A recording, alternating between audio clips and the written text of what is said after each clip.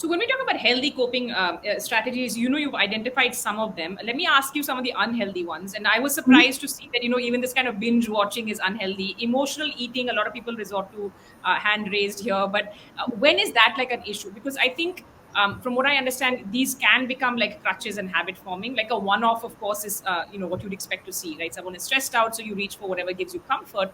But substance abuse and use, what are some of the other things you would say? Try to go easy on this, and try and find healthier ways of coping. See, I think two things need to be kept in mind when you're talking about healthy and unhealthy. One, we always need to remember balance is the key to life. Anything that is happening in an excess will always be problematic.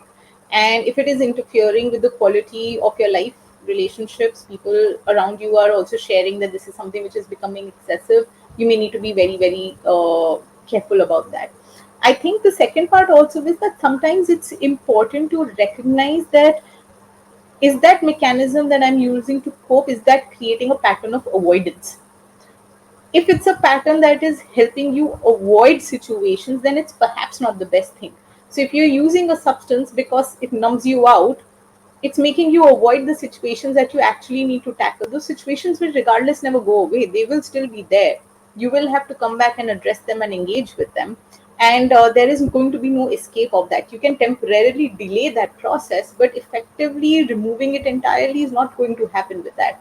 So similarly, if you are engaging in binge eating, there the food can give you that feeling of goodness and comfort for a temporary period in time, but eventually you will have to go towards engaging with that problem which led to that behavior in the first place. So a more or a healthier way of looking at a situation when it is causing some sort of a stir within you which is not comfortable and it's creating immense discomfort within you is to ask yourself, what is leading to that discomfort? Why am I feeling that this is a situation which I want to run away from? There may be something about that situation which is creating that experience within you.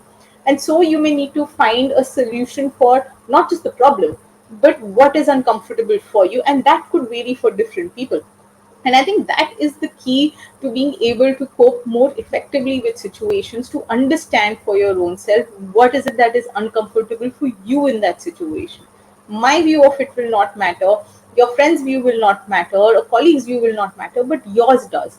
And which is why it's essential that you find a way to communicate. Communication is always going to be the key in case you're struggling to figure out what is happening individually within your own self. So I think these two aspects are very key.